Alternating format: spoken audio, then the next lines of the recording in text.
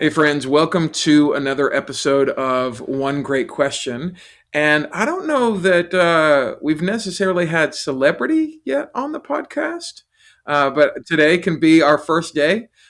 You can tell this because my friend here who's with me, Mr. Jason Waller, is too good looking to be on a Zoom with me. And it's not a touch up. The teeth are right. The hair's right. The beard's right. I have real beard envy because this is about 11 and a half years of growth for me. I'm still working on that 5 o'clock shadow that Jason's got going. Um, but today, all jokes aside, I'm incredibly excited because Jason and I met a little while ago and we were sitting down to lunch. And it was just one of those things where I don't know, Jason, if you remember it this way, but I think there were like 10 or 12 people at this long table and you and your wife were sitting across from me, and it was kind of like everything else kind of goes quiet because you got this fascinating story, and so does she, and you guys are so engaging and so present. And I was like, oh man, I just need more time with this guy. And so, what is easier than that than just, have a podcast and then have the conversation with the whole world? Like, that's what we do in 2026. We have intimate conversations with our friends and then broadcast it to the world. No, it was a special meeting for sure. I think it was definitely in God's timing of how we connected, and it's obviously turned into a friendship and multiple conversations later, which has obviously led us to this podcast. But no, it was funny. I mean, because obviously we were at this event where there's several hundred people, and you typically pull a few people away from that you stay connected with, even if that, right? And you were one of those individuals, and it was just the timing of, we didn't see each other the whole their event besides at that specific lunch, and it was about 3 days long, I think. Yeah, I So think it was cool though. I agree with how that kind of came to fruition, and look at where it's taken us now. there we are. There we are. Well, I would love to, before we jump into our first great question, which is, for those of us who've been on the pod before, the first question is always like, hey, if the 8-year-old version of Jason showed up next to you right now in 2026 and was like, oh my gosh, we're doing what? That's so exciting.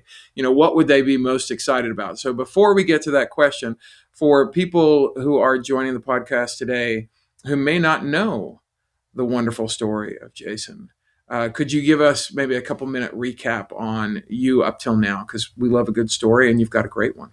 Yeah, man, of course. Well, thank you very much for having me here. I appreciate it. First and foremost, I am a father and a husband. I have a beautiful wife. I have three beautiful children. Um, my younger self spent a lot of time in the entertainment industry, was on several different TV shows. Through that time, I went through a very public battle with addiction. Ended up finding myself in several different treatment centers over the course of time, got into some trouble with the law. But ultimately, God has a funny way of, allowing you to utilize your greatest deficits and have them become your greatest assets. Because after my time in the entertainment industry, I ended up finding recovery. And it was an opportunity for me to be able to be a beacon of hope for those that are lost. And so it's been incredible to take my journey and everything that I went through, the trials and tribulations, and be able to share that, and how my life is transformed. And so I spent several years working in the treatment industry, speaking, doing a ton of advocacy work, which I still do to this day. And now I serve as the director for Dr. Daniel Amen's Change Your Brain Foundation. And then I also am a spokesperson for the first ever transdermal alcohol monitoring detection ban, which really helps with. You said a lot of really clever words right there that Jason just, I'll be honest, my brother's the neurologist. That all went through my head. Now, what is that? What did you just say? So I'll break it down. It's the first ever transdermal alcohol tracking wearable, I think, is the simplest way to put that through. So through sweat, it detects if there's somebody's consumed alcohol. So it's a really good preventative tool. But also more importantly, or not more importantly, but just as important for people that are coming out of treatment, it's a great way to reestablish trust, and to have higher levels of accountability. And so been doing that for the last couple of years. But yeah, man, I mean, love the Lord, and had a one heck of a ride as I grew up. But I'm very fortunate to where I've landed and in a place that I love the life that I have today. Oh, that's amazing, man. And so, if you don't mind refreshing my memory, which were the shows that you were on in that season of your life? Yeah, so basically I started on Laguna Beach and then I did celebrity or no, sorry. So I started Laguna Beach, the hills, and then I went into celebrity rehab. So you can see the nice story arc there. Removed myself, and I did a couple other shows in between there, and then entered into recovery, and then went back on the hills in the beginning, and I think it was like 2019 to 2021. And so those are the shows. But like I said, I mean, I'm not trying to actively pursue the entertainment industry, but I will. I say I have one foot on the boat, one foot on the dock, where I'll leverage the media exposure to bring awareness to mental health, addiction, and other areas that need addressing. Yeah, man. What a lovely place to be able to, like you said, leverage two worlds for the benefit of people who may not have that access or that proximity to power so that you can use that for good. So going back then to the 8-year-old question, right? Yeah. So Jason at 8 is looking at the entertainment. I'm assuming you grew up in Southern California, right? Yep. Born and raised Laguna Beach, Southern California. Right. I thought that's what we had said before. So that version of you probably was looking at a very different life. And so if Well, all of a yeah. sudden, yeah, he wakes up now and he sees Jason's life today, what would he be like? Oh my gosh, I can't believe we're getting to do this. I'm surprised by that.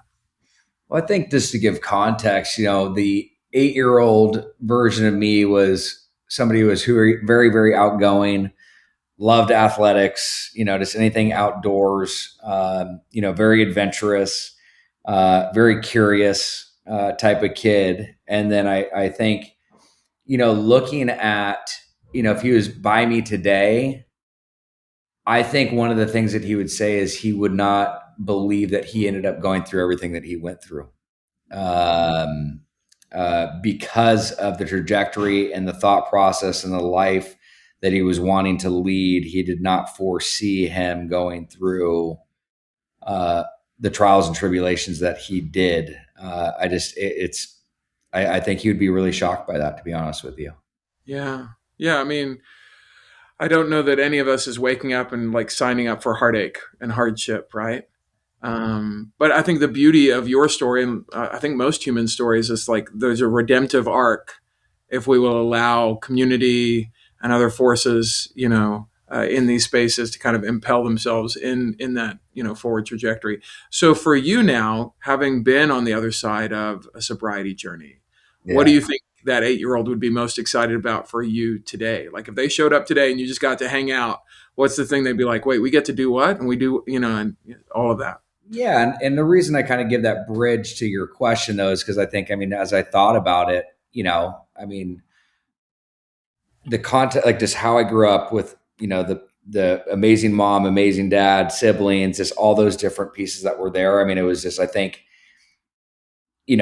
I was set up for it almost like if I were to look at it, let me say that again. Can you edit that? Is that okay? Or Good. You're good. yeah, okay. So basically, because I think it's interesting because as you ask this question, I was really looking at, and I think like when I really connect back at that younger self, like there was like such ambition and such drive to like see the trials and tribulations that I ended up facing were something that I don't think, and nobody expects to, struggle with addiction or different things, or maybe they do, I don't know. But for me, I didn't see me ending up in the places that I did. And so I think there was that shock from that standpoint that that little 8-year-old saw that. Two, again, like I stated earlier, is your greatest deficits become your greatest assets. Whereas, like, there's been so much growth from all of that stuff. And I truly believe everything happens for a reason. And the life that I live today, if my younger self were to see that, I think he'd be very, very proud of everything that I was able to go through in general and being able to utilize that for the glory of God, honestly. Is, I mean, I think that he would be really excited about that. I think ultimately too, when you see, the family that I've created and the wife that I have, I think the younger 8-year-old self would be very very happy and very content because even though that middle story he may not have seen coming, the story that I'm currently in today is exactly where he would want to be. Yeah. Yeah, absolutely. And I think also because now you live on the baseball field, he'd be like, so I can get cotton candy or concessions anytime I want, right? Because I'm the grown up and I have access to money and Well, nobody's, you know. and I think that's, you bring up another really cool point. I mean, baseball was a huge part of my life, and due to the substance abuse issues and stuff, I did not pursue that avenue. And I think that 8-year old would be, you know, stoked to see me out there with the kids, still playing and still pursuing that. And so I think that's something he'd be really happy about. Oh man, I love that. Yeah. And so, as you know, I think about this first from the kind of 8-year-old angle, but then, I'm fortunate enough these days to get to coach teams and executives. And one of the questions that any company or culture, whether it's Dr. Amen or, my work with like a place like Lululemon, they're always wondering, like, what's the win? Like, we know what our mission is. We want to see this in the world. And they're like, how do I get this in this next space? And you know as well as I do, when you're around driven individuals, they'll sacrifice a lot to win.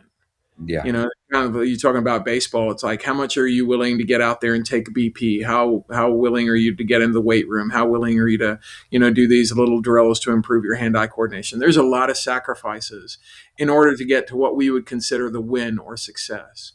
And so as you look now at the space you're in, what would you think was the thing what was the price you had to pay to be in this contented space, this kind of successful place you are now? And the beauty of what your story, I think, tells me is success can look 1,000 different ways, but you decided success for you was not going to be inside maybe a media space, inside an entertainment space. It was going to be about family and about, others and about service. But that still requires a lot of sacrifice to succeed around people like Dr. Amen, around the work that you're doing with these wearables. So what has that thing cost Jason? And as you think about that, would you pay that bill again? Well, I think, and if I'm hearing you correctly, and please correct me if I'm not answering it in the format of the way that you asked it, but the journey that I went on to get to where I'm at today was, started at 18 years old, Mm, going through. There was many times where there was a lot of highs, there was a lot of lows, and then I'd say, by you know just a couple years after that, I mean, there was a lot more lows. And it was like just constant up and downs of where I was going through a lot of different things within life. Obviously with substance abuse, mental health, identity crisis, self-worth, purpose, passion, direction. And it took me several years of suffering, to be able to get to a place of acceptance, willingness, honesty, and in a place of being able to take direction. And so, um, there was a lot of sacrifice. There was a lot and a lot of self-inflicted, sacrifice, if you mean it, or self-inflicted pain. There's a lot of things that I had to go through to get to where I was at, because I look at the space that I'm in and the things that I do, and I often believe, and I'm not saying this necessarily about myself, but I think sometimes some of the most influential experts are the ones with the lived experiences, as opposed to people that go to school and get an education, which is obviously very important. But I think had I not gone through everything that I had went through, I would not be nearly as relatable to a lot of different individuals that I come into contact with. yeah, And I mean, so, and so when I look at that, like, there was a lot of sacrifice, man. And I think what I've learned through that and everything that I got through that journey, and again, this is a journey until the day we die, is I was able to set up really healthy boundaries and parameters, which again are always going to be a work in progress. Because when you ask that question, I'm very clear we often heard in business, like, is that risk worth a reward? I look at things now as, is the sacrifice worth the reward? And I'm, again, very intentional where I'm spending my time and what it is that I'm doing, because I'm not willing in my life, because and again, as I learned and experienced a lot at a very young age, whether that's around success, and again, success looks different to every single person, whether that's financial, whatever it may be. I know for me, the top priorities in my life right now is my relationship with God, is my time with my wife and kids, my health, my sobriety. I mean, there's multiple things that fall into my priority list, which actually also go into non-negotiables, that I will not sacrifice. And Right. so, again, as for me, I'm, with a lot of the people that you work with, and that are very driven and motivated, and I have that drive and motivation, but it's not necessarily uh, towards worldly things, if you will, anymore. It's much Yeah. more towards uh, memories, love, relationships. And again, yes, you have to work, you have to put forth good effort and to do things like that. And I give it my all, when I'm at work. But I would say outside of that stuff, like, and I had this really crazy moment, because again, we live in a world that is obviously very influential. And this was just a few weeks ago that this happened, and it was at my house. My wife was, I think she was playing some music on her phone. My baby, my 10-month-old at the time, was, crawling around. I was 11 months. Was crawling around. My 4-year-old and my 8-year-old. We ended up having a pillow fight for 30 to 40 minutes, and we were just crying, laughing. I mean, we were laughing so hard, and it was one of those moments where, like, I literally, like, it was almost like a light came on, like, or not a light. It was like there was just a very clear, like, it was just a very clear moment for me. I'm just like, this is incredible. Like, and it was nothing that, it was like, it was the most special moment.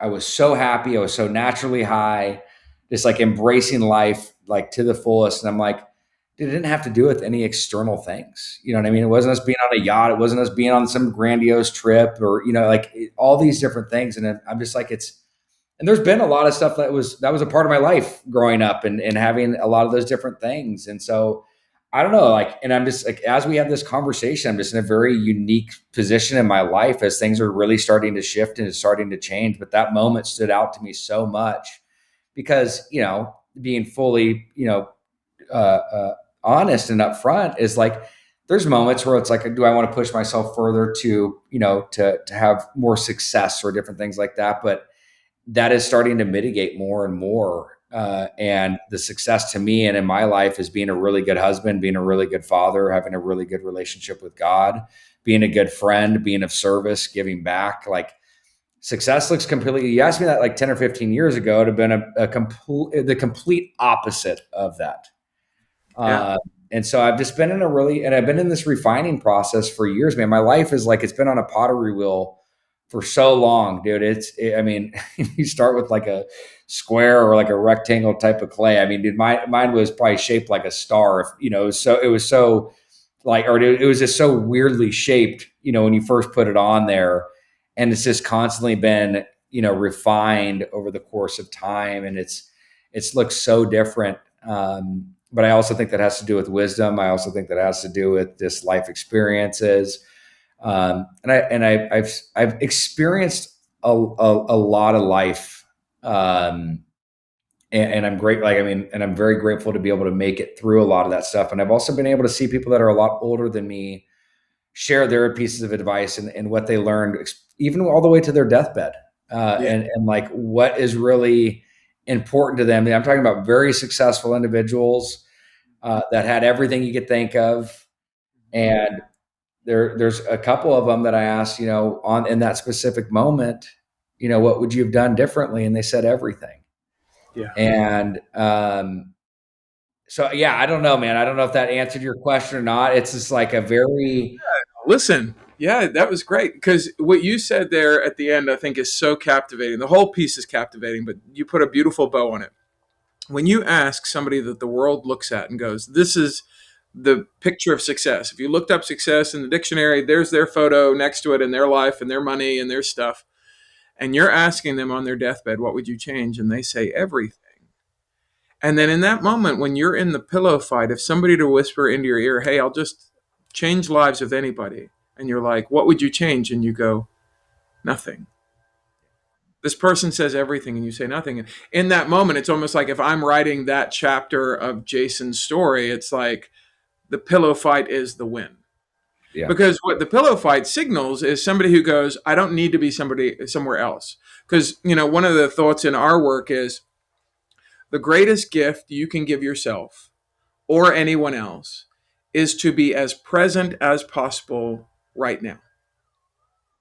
Because if you're not present, then you're going, oh no, hey sweetie, can you put down that pillow? I got a thing.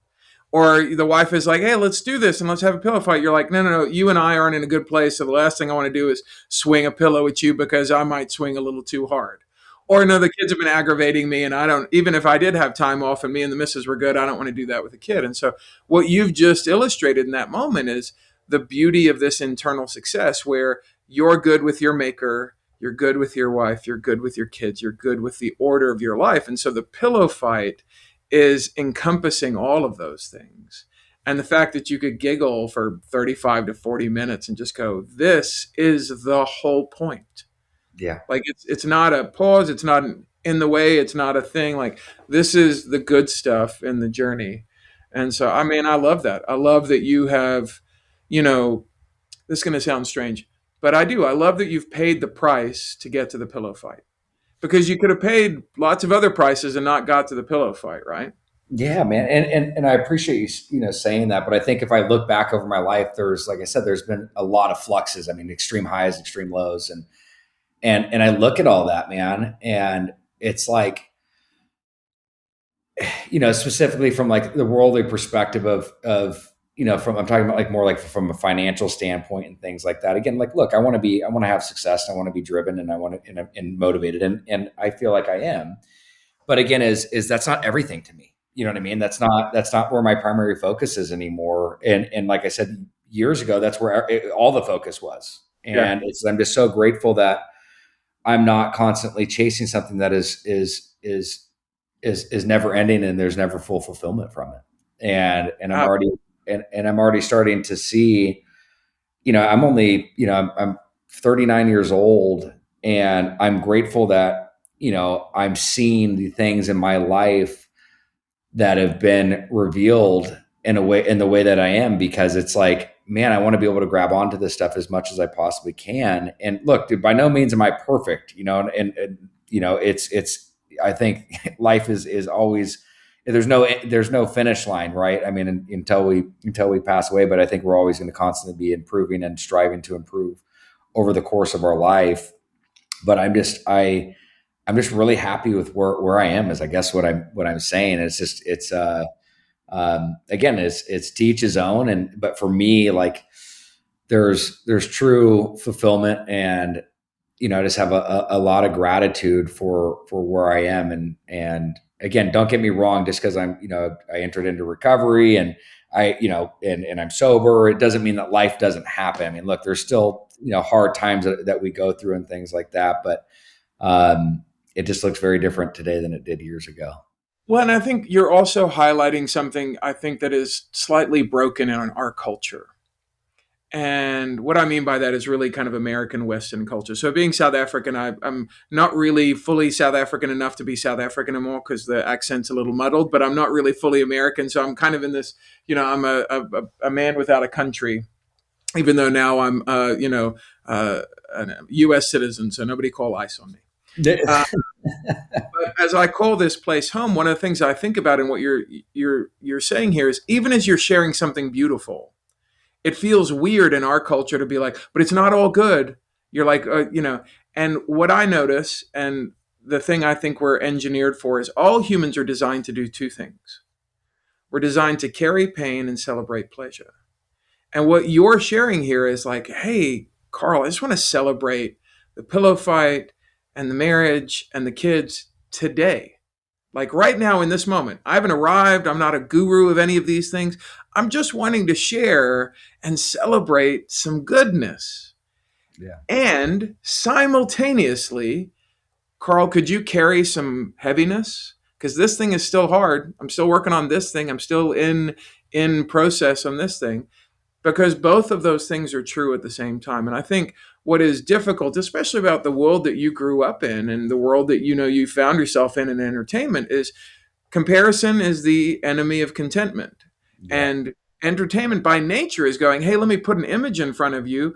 And then by nature, as humans, we're going to compare ourselves against that image, whether we want to or not. That's just the way we're wired. Yeah.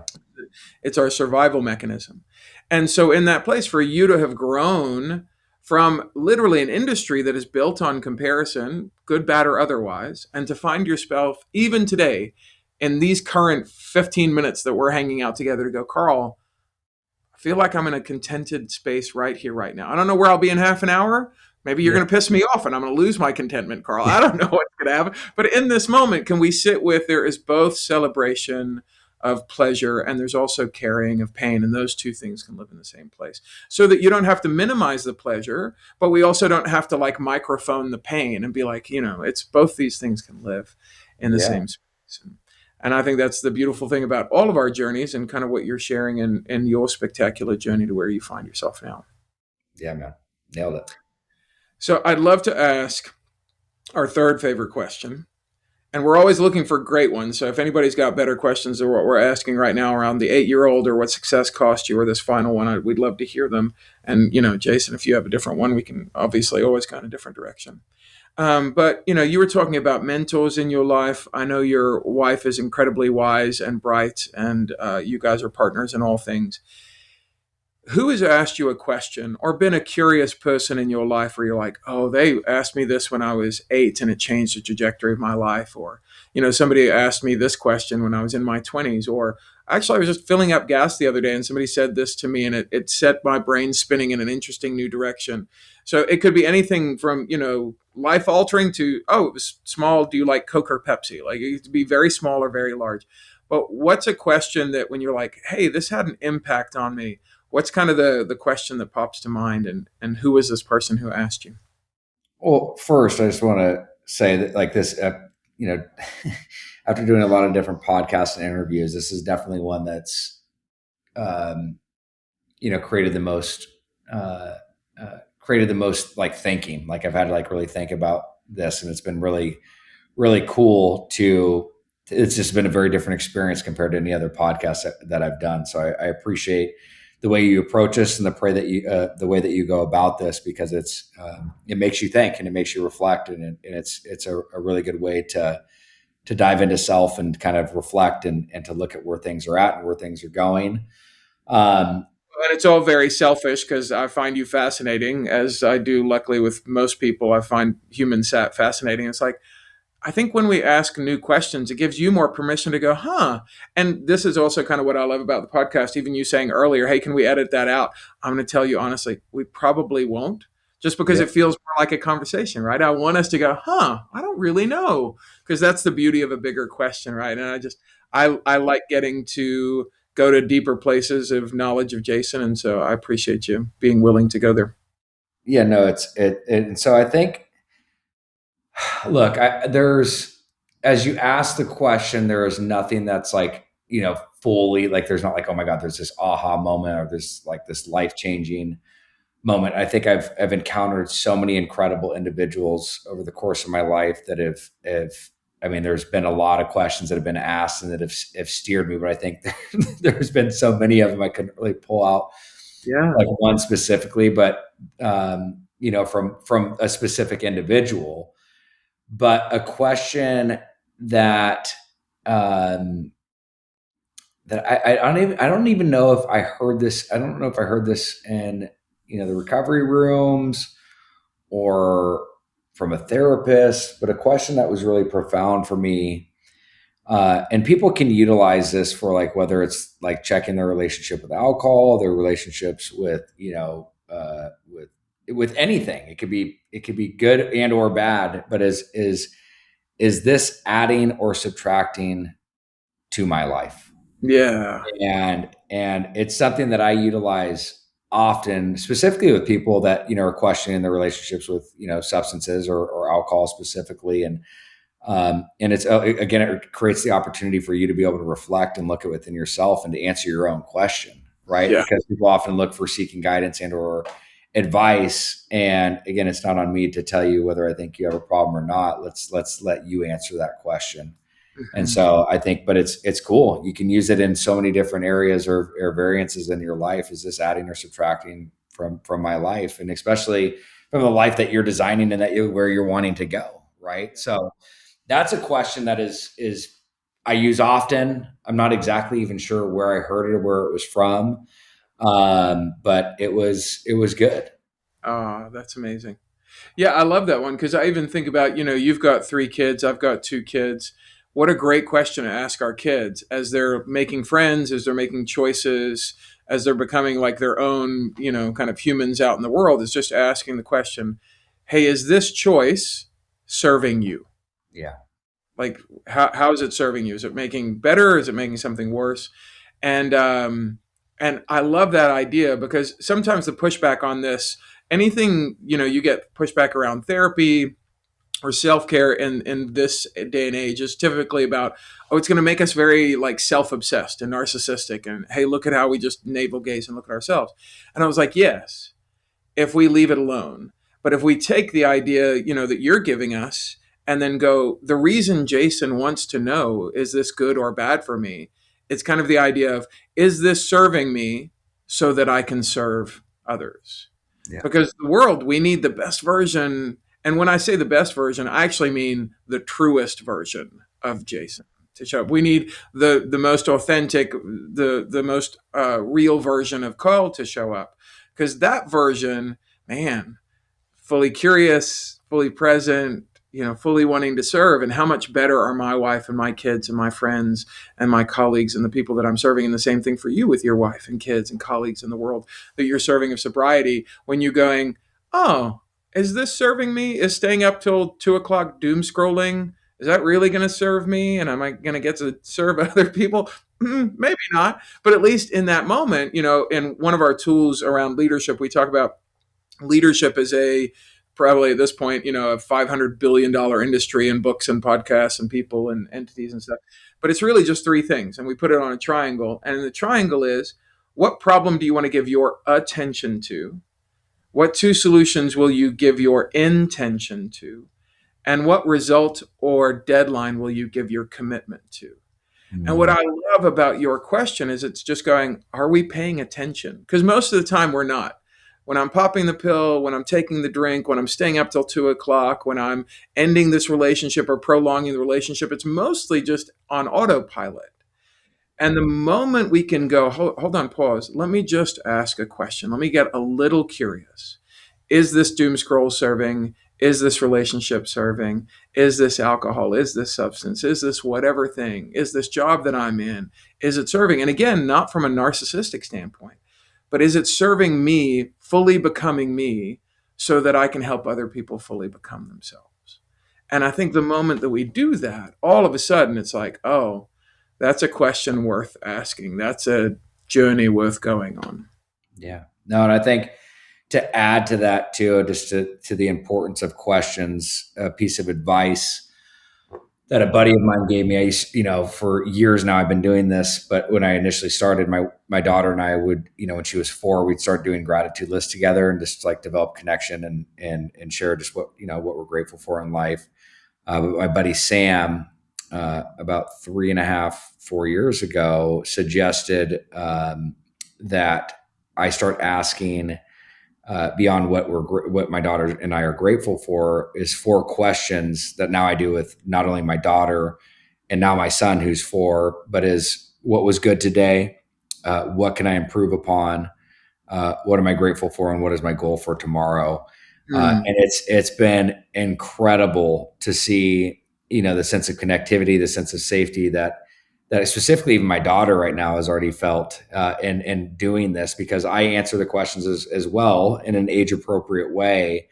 But it's just created this very unique bond and connection that we have as we're able to navigate life together. And it's I would almost put that in there as like, it wasn't a question they asked me, but it was a suggestion of questions to ask my kids.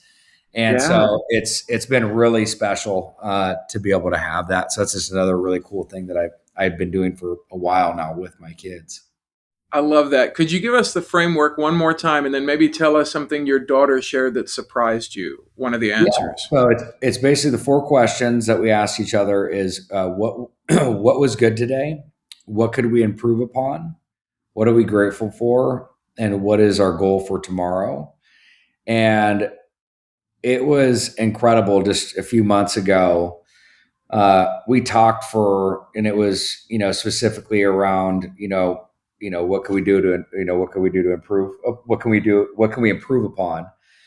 And she was talking about her relationship with her friend at 8 years old. We talked for about 25 to 30 minutes, just very deep conversation. I mean, to the point of where she was asking me like, Dad, have you, do you ever lose a really good friend? What did that look like? How did you address the situation? And I was like blown away in the moment just by the responses that she was having back and forth. And I was able to have these very, sacred time with her going through this and helping her navigate these situations. And, the whole goal of this and doing this is I want them to always have a safe place to be able to come to. And I'm trying to instill that at a very young age. And again, being very intentional around that. And it's, cultivating this for years and years to know that they have this safe place to come back to. But for an 8-year-old to be in a place where she can open up for 25 to 30 minutes, I was completely blown away. Mm, man, that's so stunning. Well, Jason, what I love in all of these stories is it just shows your attention, intention, and commitment to being a great husband, dad, human on the planet. And it's easy to see why over that lunch all those months ago, it was like, oh, I need to hang with this guy. So I really, really appreciate you taking the time to be on the pod, man. And like you said, hopefully the questions will spark more and better questions. I appreciate you, bro. Thank you so much for having me. Before we wrap, is there anything for our audience to connect with? Is it social? Is it a website? Is there anything you're working on these days that you'd love to bring some attention to? Yeah, if you just want to learn more about what I'm up to and the things that I'm involved in, the best place is probably to go is either my website, jasonwaller.com, or Instagram, just at Jason Waller. All right. Well, we'll have them do that, and maybe they'll run out to you on the baseball fields. Yeah, let's go. Let's go. All right, man. Thanks for being here. Hope you have a great day. You too, brother. Cheers, guys. Bro.